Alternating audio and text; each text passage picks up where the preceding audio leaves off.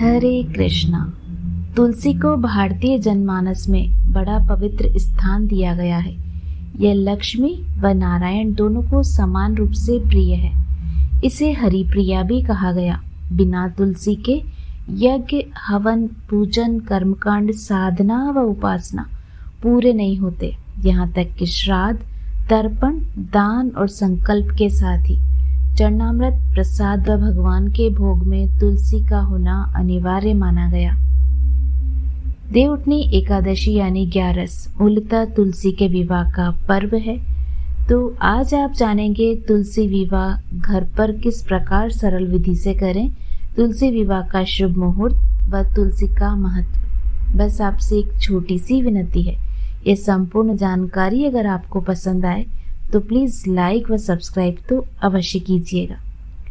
पुराणों के अनुसार कार्तिक शुक्ल एकादशी के दिन ही भगवान श्रीहरि पाताल लोक के राजा बलि के राज्य से चातुर्मास का विश्राम पूरा कर बैकुंठ लौटे थे और उनके आगमन को देवउठनी एकादशी के रूप में मनाया जाता है। भारतीय समाज में तुलसी के पौधे को देवतुल्य मान ऊंचा स्थान दिया गया है। यह औषधि भी है तो मोक्ष प्रदायिनी भी।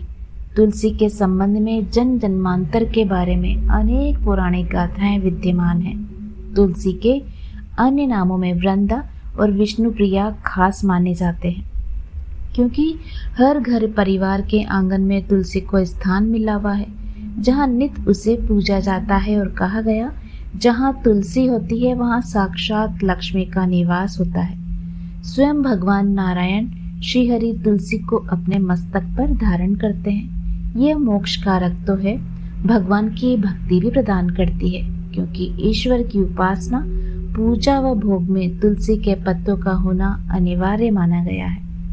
देवउठनी एकादशी व तुलसी शालिग्राम विवाह का पर्व चातुर्मास पूर्ण होने के बाद कार्तिक मास के शुक्ल पक्ष की 11वीं तिथि को मनाया जाता है। इस उत्सव को देव प्रबोधिनी एकादशी कहा जाता है।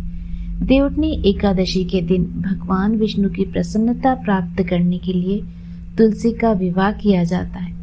कार्तिक मास तुलसी पूजन के लिए बड़ा पवित्र माना गया है। वैष्णव पूजा विधान में तुलसी पूजन विवाह प्रमुख पर्व है। नियमित रूप से स्नान के पश्चात ताम्र पात्र से तुलसी को प्रातःकाल जल दिया जाता है और संध्या काल में तुलसी के चरणों में दीपक जलाते हैं। अब आप जानेंगे साल 2024 में देवोत्थान एकादशी कब मनाई जाएगी। 12 नवंबर 2024 को देवोत्थान एकादशी का पर्व मनाया जाएगा। इस दिन वृंदा यानी तुलसी माता का विवाह भगवान विष्णु के विग्रह स्वरूप शालिग्राम से कराया जाता है।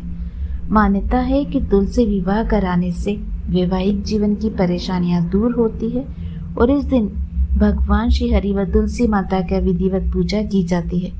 कुछ जगहों पर तुलसी का विवाह द्वादशी तिथि पर भी किया जाता है, तो द्वादशी तिथि 13 नवंबर को है। तुलसी विवाह का शुभ मुहूर्त रहेगा। एकादशी तिथि 11 नवंबर 2024 की शाम 6:46 पर प्रारंभ होगी और 12 नवंबर को शाम 4:04 पर समाप्त होगी। अब आप जानिए घर पर कैसे करें तुलसी की आसान विधि से तुलसी विवाह। तुलसी का विवाह करने के लिए एक पटिए पर, आंगन में या छत पर, पूजा घर में कहीं भी बिल्कुल बीच में तुलसी के गमले के ऊपर गन्ने का मंडप सजाएं। तुलसी देवी पर समस्त सुहाग सामग्री के साथ लाल चुनरी अवश्य चढ़ाएं। उसके पश्चात गमले में शालिग्राम जी रखें।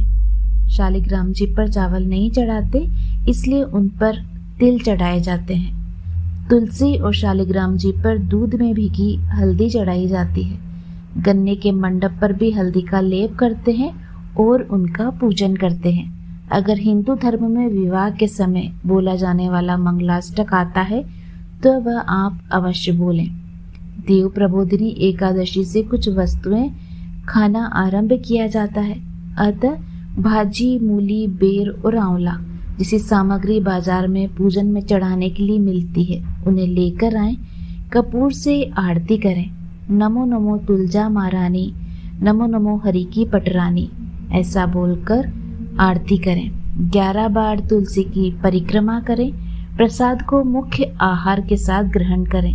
प्रसाद वितरण अवश्य करना चाहिए और पूजा समाप्ति पर घर के सभी सदस्य चारों तरफ से पटियों को उठाकर भगवान विष्णु से जागने का आह्वान करें और कहें, उठो देव सांवरा, भाजी बोर आंवला, गन्ना की झोपड़ी में शंकर जी की यात्रा।